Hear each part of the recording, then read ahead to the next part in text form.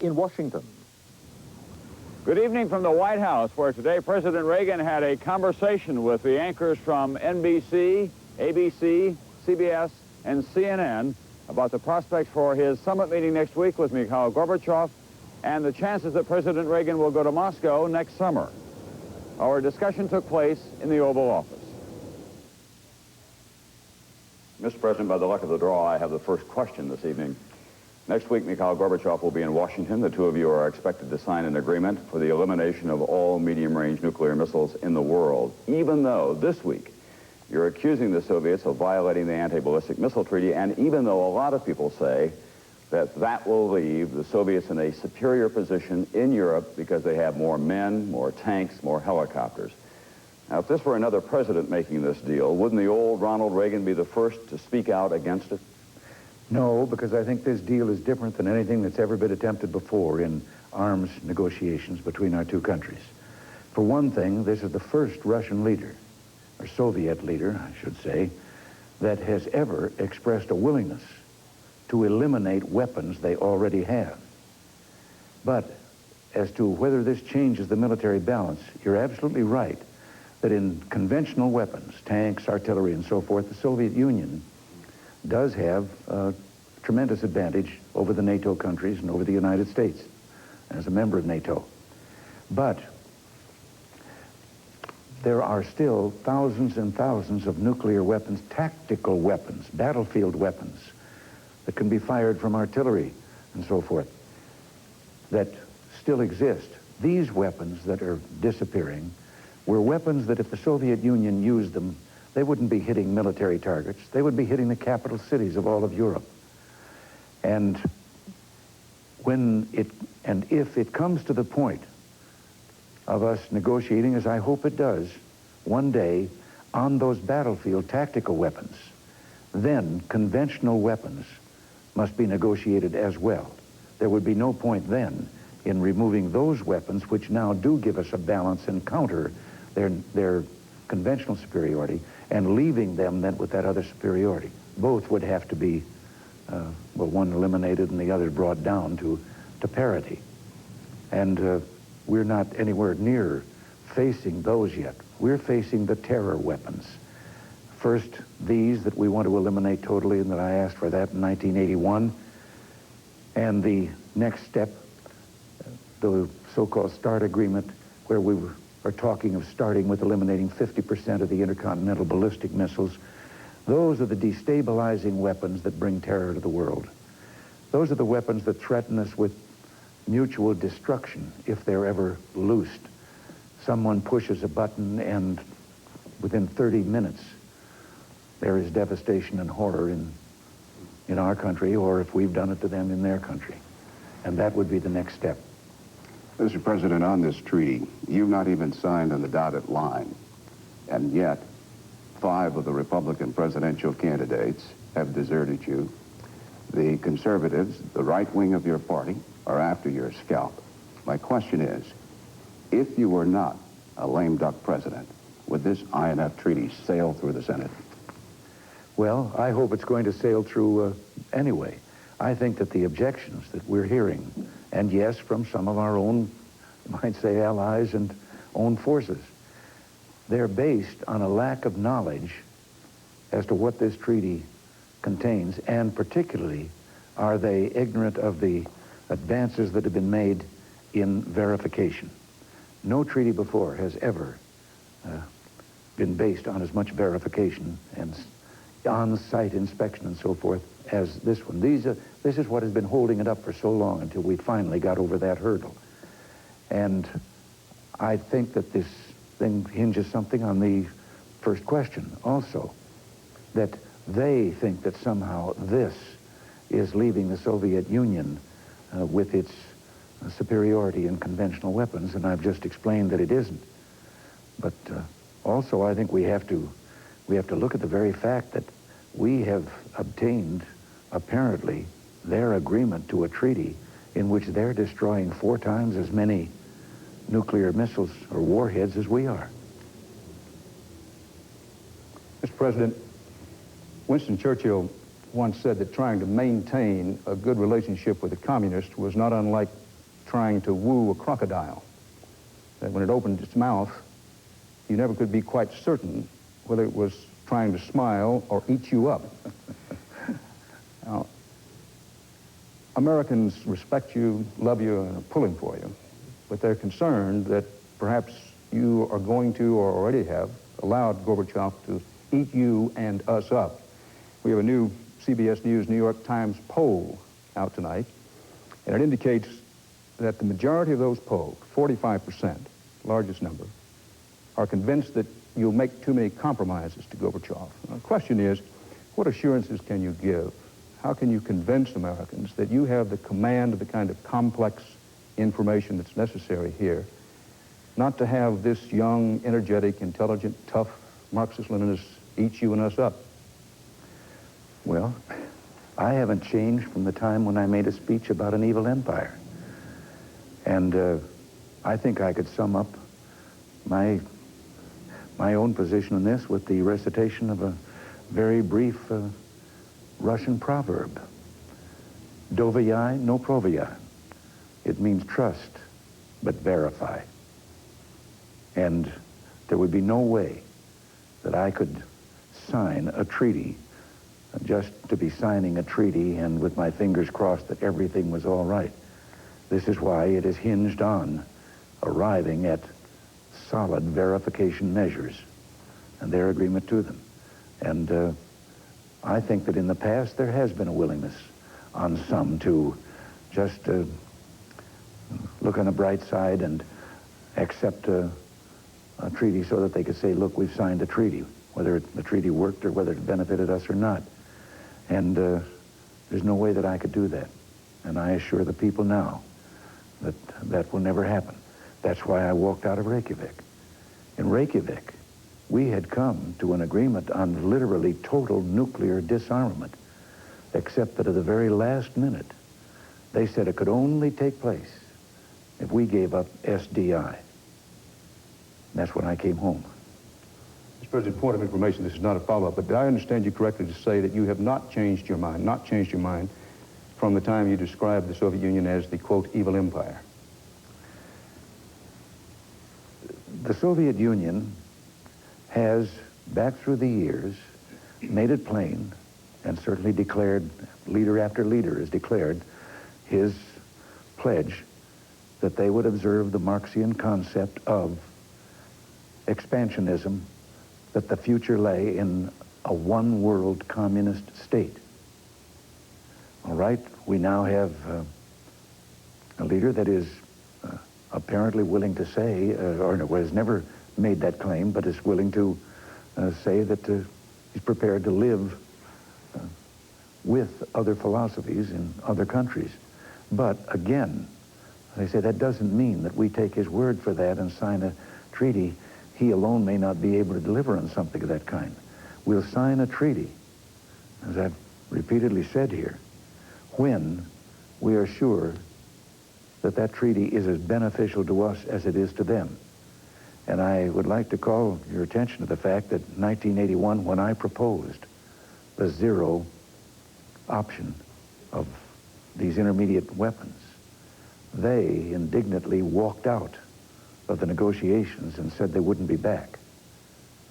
Well, they came back. And as a matter of fact, they came back and announced a 0-0 as their own idea. Now, I think that some of the people who are objecting the most and just refusing even to accede to the idea of ever getting under any understanding, whether they realize it or not, those people basically down in their deepest thoughts have accepted that war is inevitable and that there must come to be a war between the two superpowers. Well, I think as long as you've got a chance to strive for peace, you strive for peace. But you don't have peace and surrender. And there's no way that we're going to surrender. No way that we're going to sign a treaty that is not, as I say, to the benefit of all of us. Mr. President, in something of the same vein about Mr. Gorbachev, I think all our polls this week may show the same thing. The ABC News Washington Post poll shows, surprisingly, that Mr. Gorbachev's favorable rating in this country is only 4% lower than your own. He's made a strong impression. The other day when you were asked about difficulties with him, you turned it aside with something of a joke. You said you'd played with Errol Flynn. Can you give us a more serious assessment now of Mr. Gorbachev and how tough he is to do business with? Well, all of you in reporting my line about Errol Flynn sort of skipped over what the young man had asked me. He had made it out that you'd all built up Mr. Gorbachev to the place that didn't I have some concern about sort of standing up there alongside him and being, well, he'd be the scene stealer and so forth, and that's when I couldn't help but say I co-starred with Errol Flynn. And, so that's all that was about.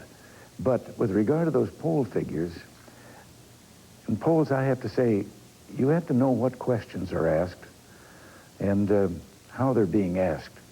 Because our Dr. Wirthlin, that I think is finally the finest and on the record pollster in the nation, has just more recently taken a poll. And he found that 56% of the people in America support the treaty and SDI. And then when they heard his interview and him admitting that they too were working on an SDI, that figure went up to 71% of the American people want strategic initiative, defense initiative.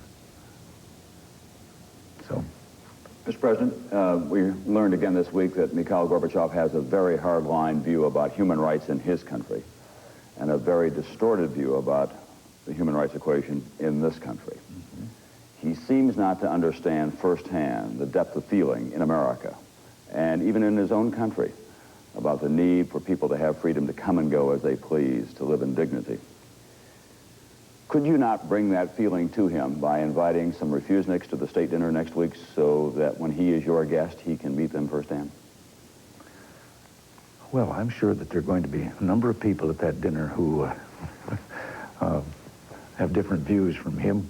Whether that's the place, though, for what you're suggesting, I don't know. But I do know this, that we've talked all this time here on disarmament and virtually this single treaty. But that is only one of the four major courses that we're going to be discussing with him, as we have on all the other occasions. And that is human rights, one of them.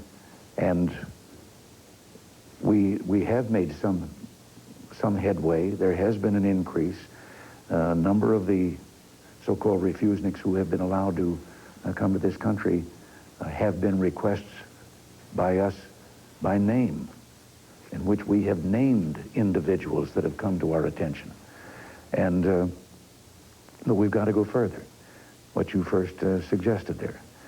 We've got to make them see that the full human rights, the rights that they agreed to in the Helsinki Pact, have got to be observed. The right of people to live where they want to live. And perhaps we can point out in our discussions that we're not trying to interfere with their internal workings, as they have. That's the answer that they've given so many times to us on this particular subject. But maybe we could make them see that if their people had more of that glasnost that he's been talking about, they wouldn't want to immigrate.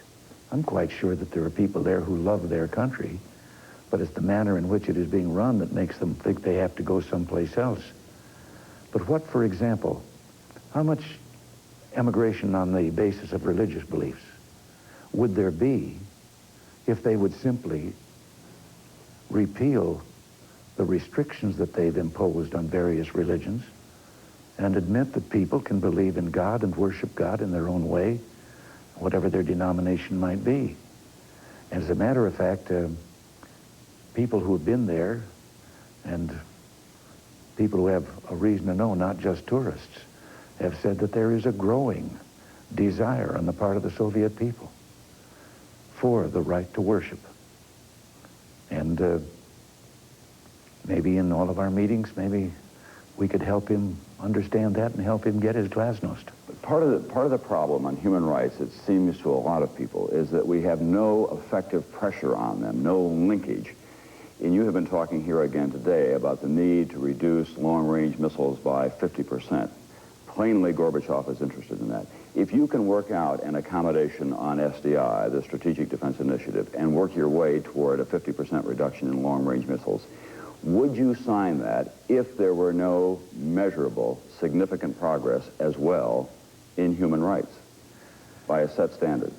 Well, as I have to say, I think these things, you shouldn't link these various programs, but we will be working just as hard with regard to human rights, just as hard with regard to the regional things such as getting out of Afghanistan, and pointing out that if he means his desire for a better, more open relationship between the two countries, then these are things that are essential to that, and that he can come closer to what he expresses as his desire if he meets us halfway on these other issues. Mr. President, do you suspect that Gorbachev thinks he can do a snow job on the American people? I would have no way of knowing that. I have to say this in favor of him on this thing, that I have felt that, have been born and raised within the Soviet framework, I have felt that he sincerely believes in that philosophy, and also believes a lot of the propaganda about the Western world and about our country, that it isn't just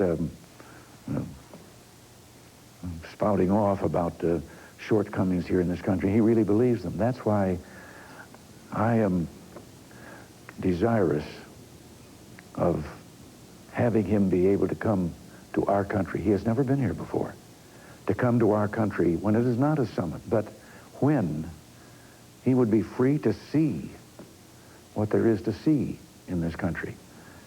I'm a little frustrated when I think you couldn't take him to see it, because then he'd think it was all staged, because he sincerely believes the shortcomings that he discusses of ours. And I'm still going to hope that the other can take place.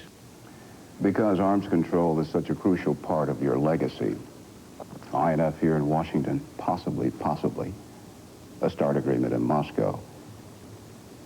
If you do not go to Moscow next summer, given your legacy, will it break your heart? Well, I think I'd stop short of that, but I'd be very disappointed. And I just don't think it's going to happen. I think that we're going to have a meeting in Moscow, and I think there is a reasonably good chance that we will make another gigantic step forward in the elimination of nuclear weapons. Mr. President, you said that you watched Tom's fascinating interview with Mr. Gorbachev the other evening. Yes. Would you assess for me your personal opinion of his truthfulness when he talked about Afghanistan and the extent and causes of anti-Semitism in the Soviet Union? Well, as I say, I have to believe that he believes their own propaganda. He grew up with this and hearing this.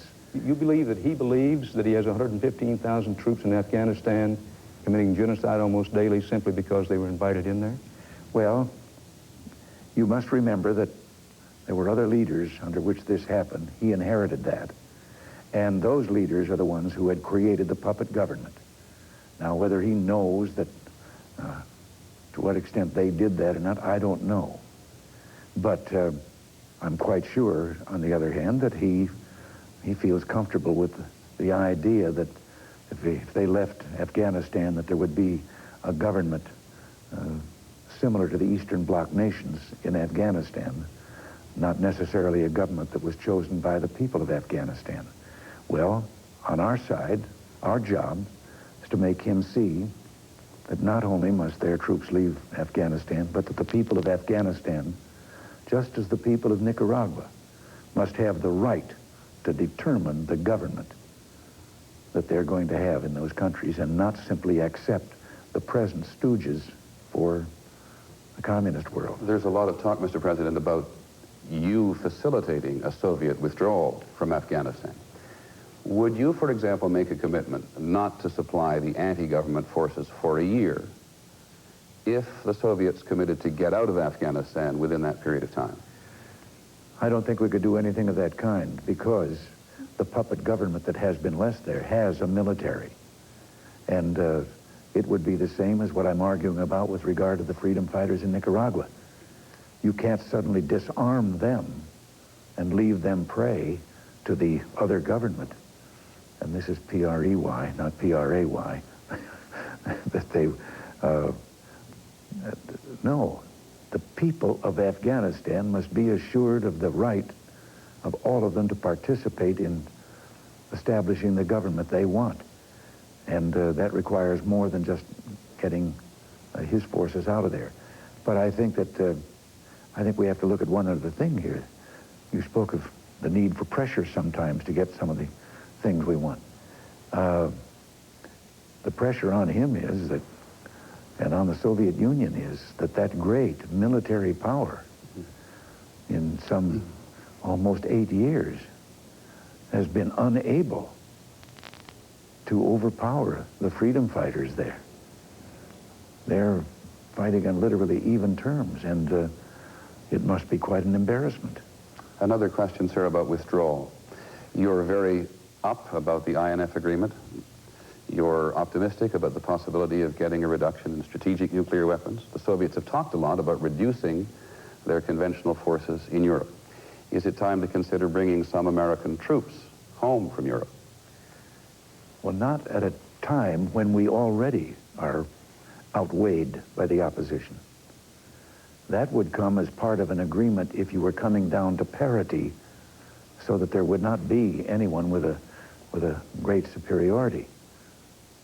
And so no, they would have to come down quite a ways by themselves before they would reach our level. I think if you look at the figures on tanks, mechanized warfare, artillery pieces, they outnumber the NATO forces by as much as 3 times as many weapons in those fields as NATO has. Mr. President, there is some feeling, as I'm sure you're aware, that you're eager to make this arms control deal in part because you need a political victory, especially after the Iran-Contra affair. There is some unfinished business there, some open questions around Washington and the country. One of the principal ones is that if Colonel North and Admiral Poindexter are indicted, would you pardon them? That's a question that I don't think anyone should try to answer at a time like this. You tempt me into remarking something about the Iran-Contra affair. I refuse to believe that accepting a request from individuals not in the government or not government forces of Iran to discuss the possibilities of a future government of Iran having a better relationship with the United States, that it was a scandal for me to accept that invitation and have some people make contact with them. And but it went a lot deeper than that, Mr. President. It was not just the initial contacts about future relations. There was money diverted, and there was, as you know... I'm the one that told all of you that there was money diverted, and I didn't know it until after that leak in a paper in Beirut exposed the meeting we were having. We were having a covert operation there because we didn't want to cause the death of the people who had wanted to talk to us. Mr. President, in 1980, George Bush was put on your ticket. It was a shotgun marriage. Is that one of the reasons why now you can't find the will to embrace him, to endorse his candidacy? Some people say if you don't speak out, in effect, it'll be the kiss of death. No, I think most people would overlook then that the president is really the titular head of the party, of his party, whichever party he belongs to. And therefore, while it is a party choice that must be made as to who a nominee is, I had to be this way when I was a governor. I have to be this way when, as president. But I can only tell you that whichever individual the party chooses, I will wholeheartedly support them as obviously the best choice for this office, having viewed the candidates of the other party. But I can say this, the vice president, I think, has been the finest vice president in my memory in this country. He has participated in all the major operations that I had that belief when I came here, and I'd had it when I was a governor with a lieutenant governor, that it isn't someone just sitting there waiting to see if you get up in the morning whether they've got another job. He's an executive vice president. He's a major part. He's one of only 2 of us that are chosen by all the people in this country for the jobs that we hold. And so he understands that. And but I have to remain neutral until the decision is made by the party as to who their nominee will be. Mr. President, Bernie's question raises an interesting point. Vice President Bush has said a number of times that he gave you some counsel about the secret shipment of some of our best missiles to the Ayatollah and sending the Ayatollah a birthday cake and that whole thing. But he hasn't said what it was. Don't you feel, or do you feel, that the American people are entitled to know, given the fact that Vice President Bush wants to be president, what that advice was, and will you tell us? Well, Dan, George and I, not every Thursday now, but for several years every Thursday until this campaign got underway, we have lunched together, just the 2 of us. And we discuss, as you can imagine, all the things that are going on and so forth. And he does not hesitate when I ask to give me his opinion on something. But here again, you've tempted me into another direction, because again, that misunderstanding out of the Iran-Contra so-called affair, that missiles to the Ayatollah, the people that contacted us from Iran, the people we were dealing with, if the Ayatollah found out, they'd be dead before nightfall. We weren't dealing at all with the Ayatollah. I think he's as big a Satan as he thinks I am. And the weapons, this came as a request from those individuals that if we could do that, first of all, it would assure them that the people they were dealing with surreptitiously were speaking for the government, had some standing here in our country. And also, if they could provide those to the military, not to the Revolutionary Guard, to the military, it would give them the prestige. The thing that's been overlooked in all of the examinations was that when all of that was happening, virtually every day, you and others in the press were commenting on how long the Ayatollah was going to live. It sounded as if he wouldn't be around by the next week. And there was factionalism rising in Iran as to who then was going to take over.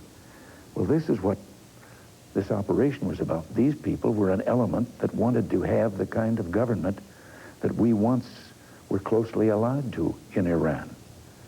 And this was why we started doing business with them. Now, when they asked for that token shipment of arms to verify and so forth our credentials, we turned around and cited that we didn't go along with governments that supported terrorism. They made it pretty plain they didn't support terrorism either. And I said, well, all right, let them prove their good faith if we do this in using whatever influence they have to see if they could get those terrorists to release our hostages. Never at any time did we view this as trading weapons for hostages, because we weren't doing anything for the kidnappers, and but we knew someone that evidently might have an ability to open a door, and they did get 2 of them out. And when the news broke that blew the whole thing over, we were expecting 2 more in the next 48 hours that are still President, hostages. respectfully, But now, your question... I want to give way to Peter. Well, because let I want me to get his last question let me just finish, and then I will quick here. But what you said about George, I don't think it'd be right for me to discuss what his position was and things. But there was a disagreement among our people that not that I was trading arms for hostages, but that if it became known what we were doing, it would be viewed as that. And those individuals were absolutely right, because everybody has viewed it since and misconstrued it as that we were trading as a ransom hostages for... I'd love to talk more with you about it, but we're short of time, and I want to give way to Peter. My last question, I think a lot of people's minds here is about the dollar. You said not too very long ago that the dollar had fallen as far as you thought it should go, and it continued to fall. What would you like to say or do now to stop it from falling further? Well, I don't think we've done anything to contribute to its falling further. It isn't a case of where sometimes in the past, when it was certainly overpriced, that we have made efforts to balance it up. I've often wondered sometimes, they keep talking about the government or the dollar falling, or is it that maybe some of those foreign currencies that were way below value have come up to where they properly should be. But it is fluctuating, and we're interested in stabilization. And I think that some of the things we've done are leading and have led to that. A sudden surge of cutting interest rates in some of our trading allies abroad did have the effect again of making the dollar fall, but that was their doing, not ours. Mr. President, covered some ground, more to cover. We'd like to thank you very much for joining us. Well, thank you. Thank you, Mr. President. We'll have reports on reaction.